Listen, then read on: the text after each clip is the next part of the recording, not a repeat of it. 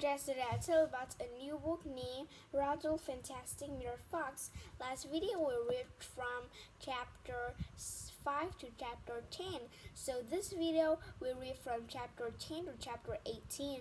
But before that, I will tell you about the last video. We'll read a new chapter, and that chapter is about Mr. Fox has been hunted and shooting by 3 rich men, but very mean, and they can't have to get out. So Mr. Fox has a plan.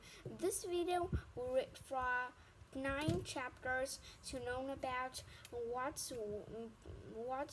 Mr. Fox, and the 4 little fox will get out of the cave before shooting. So the contents at chapter 10 is Buggy's Chicken House number 1. At page 37, chapter 11. A surprise for Mr. Fox. At page 43, chapter 12. Chapter 12, Banker, at page 50. Chapter 13, Bun's Giant Storehouse, at page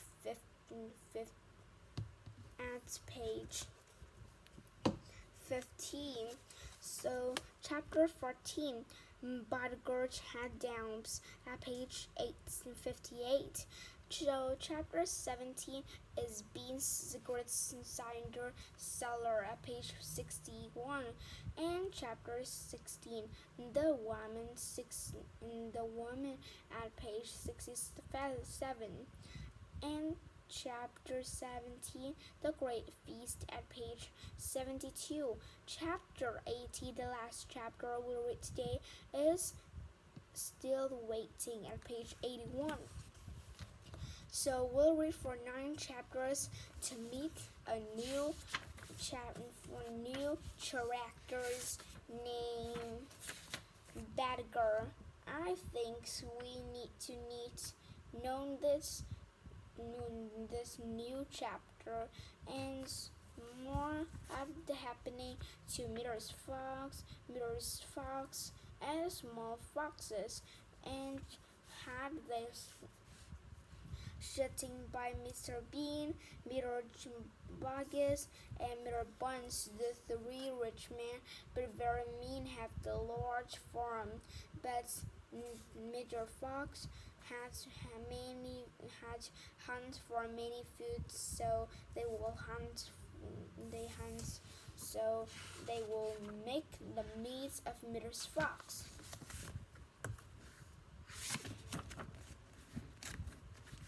Chapter 10, Buggy's Chicken House number 1. This time we must go in every special direction, said Mr. Fox, pointing sideways and downwards. So he and his 4 children started to dig once again.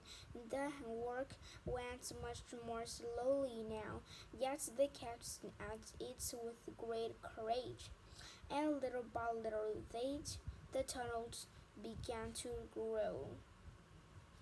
Dad, I wish you could tell us where we're going, said one of the children.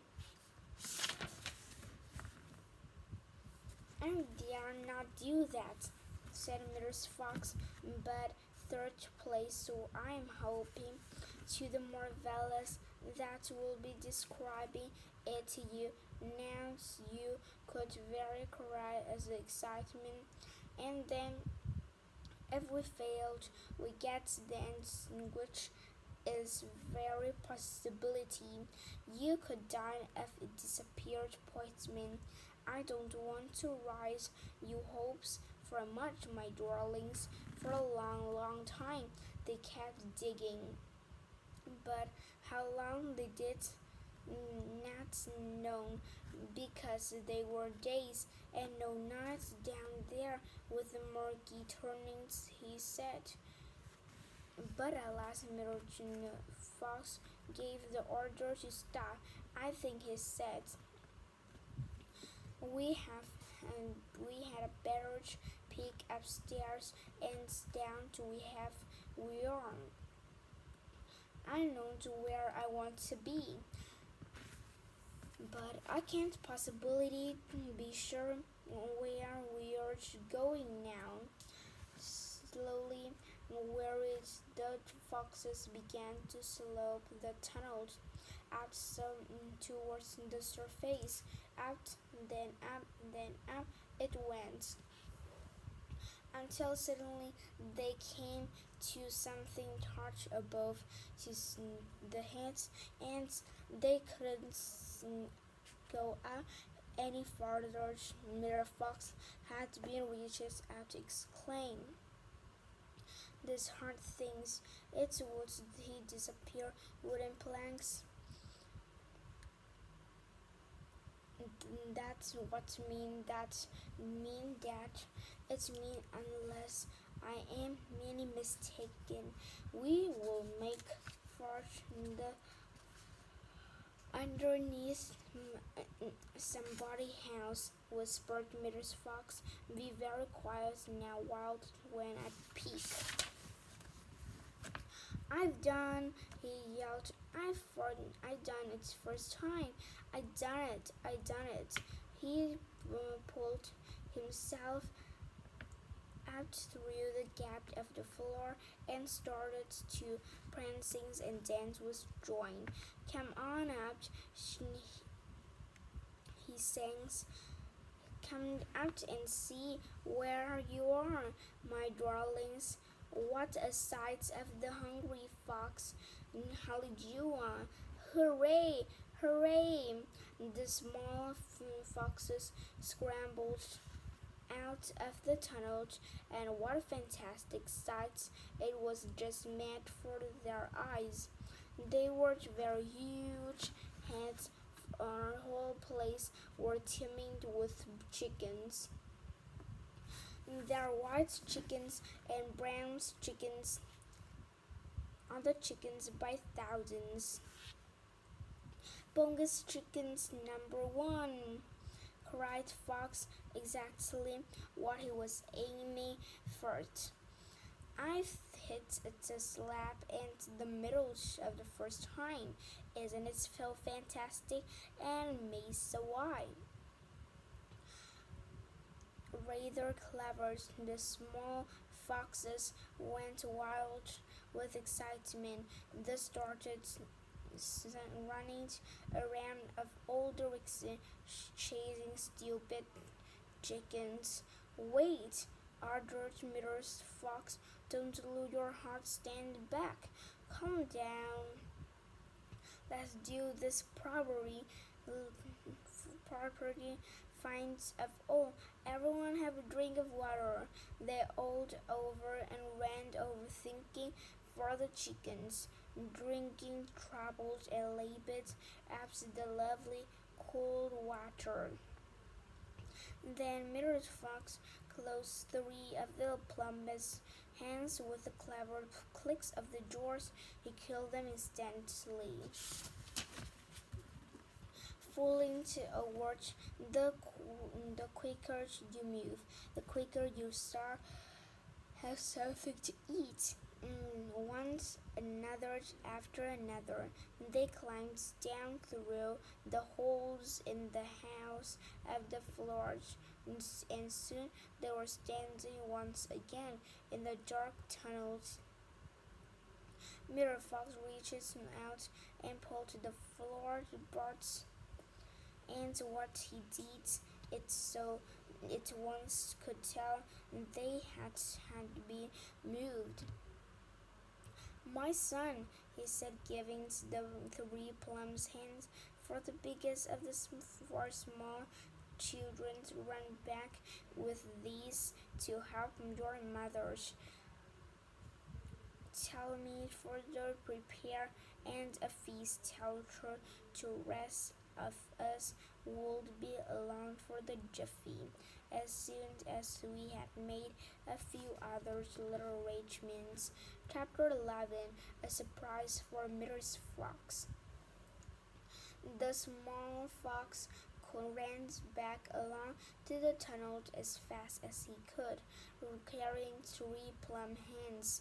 He was exploding with joy. Just wait, he kept thinking.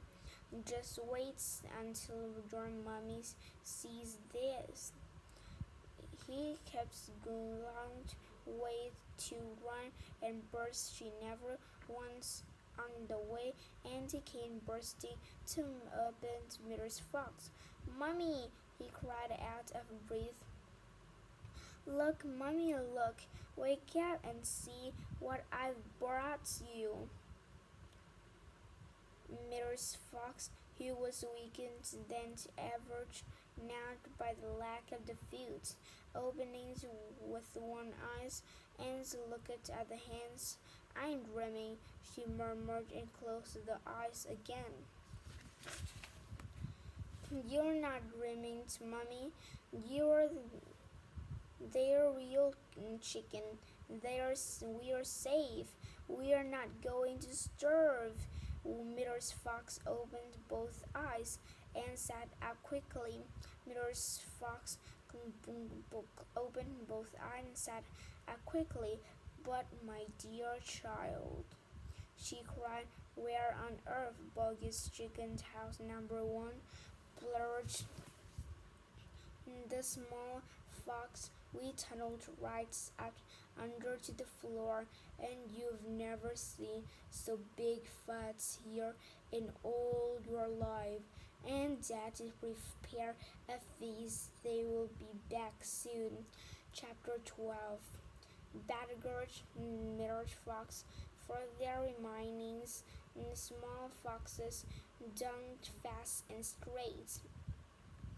They were all too so excited and now feel tired or hungry.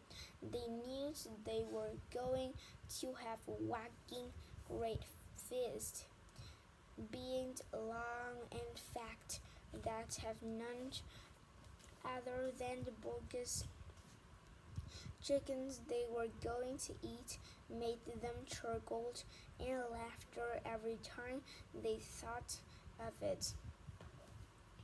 It was lovely to realize that while the fat farmer was sitting up there giving them for dinner without knowing it. "Keep digging, Mr. Fox. It's not much farther." Old the student for the deaf voice about the head he "Who goes there?" The fox jumped.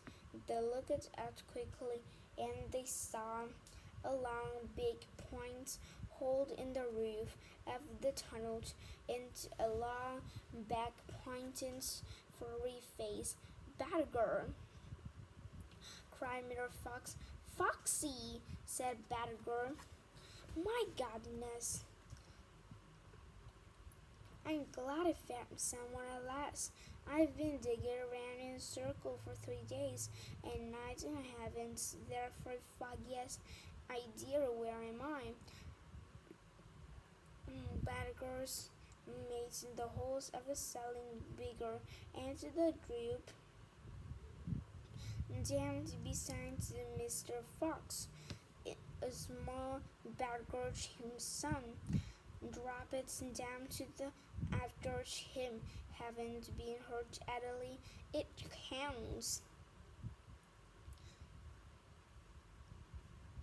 And half of the woods has disappeared, and there are men with guns all over the countryside. None of us can get out.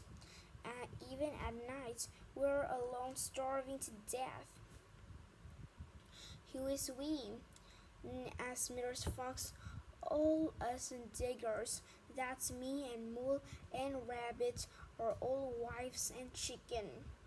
Even Weasel, who can usually sneak out for the tiniest spots in the right for hiding down for the hole for Mrs. Weasel, and I had 6 kids. What on earth are we going to do, Foxes?" And I think we are finished. Mrs. Fox looked at the three children, and he smiled. The children smiled back at him, sharing his secrets. "My dear old beggar," he said, "this mess you're in is all my fault." "Nor can mine," said Mrs. Fox. "And yet this is very minute is preparing for me, mine and my children, the most delicious feast and plunge juicy chickens." "Stop!" cried the Badgers. "Don't tease me. I can't stand for it," cried Mr. Foxes. "That's not teasing. They're gallow, and because of the everything is entirely of the fault." "That's not teaching. We're got for the chicken's gallows, and because everything is entirely my fault," said Mrs. Fox. "I invite you to share in the feast. I invite everyone to share it, you and Mole and Rabbit and Weasel and all your wives and children." 16. The woman. "Quick," said Mrs. Fox. "Hide." He and the Badger and the smallest fox jumped up to the shelf and crouched behind in the rows of the big cider jars. The woman paused, looking right at him and left. Then he turned and headed for the smallest fox was hiding. He stopped right in front of them, and the only things between her with them could hear the sounds had been breathing, peeping towards the crack in two barrels, and he had noticed if he carried a big rolling pin in his one hand. Chapter 17. The Great Feast. Back into the tunnel, pause for Mrs. Fox could have breakdown for the hunt, and he was hanging himself. And the rat is, he had bad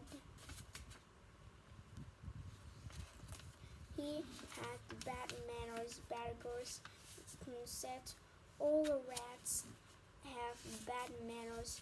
Never been politely rat yet, and he drinks too much. There we are, now here for the feast," and grabbed their jars of cider off, and they went. Mrs. Fox was in front. The smallest fox came out for the Badger last. Then out of the tunnel they flew past the turning that leads Bun's mighty storehouse. Chapter 18. Still waiting. Outside of the foxholes, Bugs and Buns and Bean sat beside their chains with their guns on their laps. It was the rain beginning to rain. Water was trickling down the necks and 3 men into their shoes. He won't stay down there for much long now. Bugs said, "The breeds may be famous." Brett said, "That's right," Bean said. He making a dash for its moment, Kit for the guns handy, and they sat by the hole waiting for the fox to come out. So this video I tell you about a book named Royal Fantastic Mrs. Fox. So this video I tell you about the last happening in this book. Next video we're a new book, and I'll take that book for everyone to see it clearly. I will have for 5 seconds. Wait for me.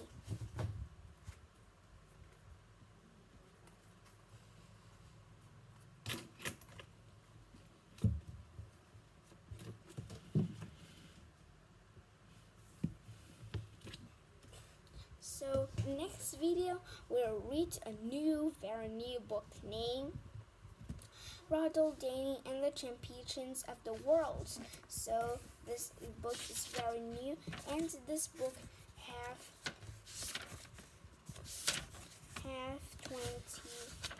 have for 22 chapters. This video is till then. Goodbye for listening to my video. Goodbye next time. This will review.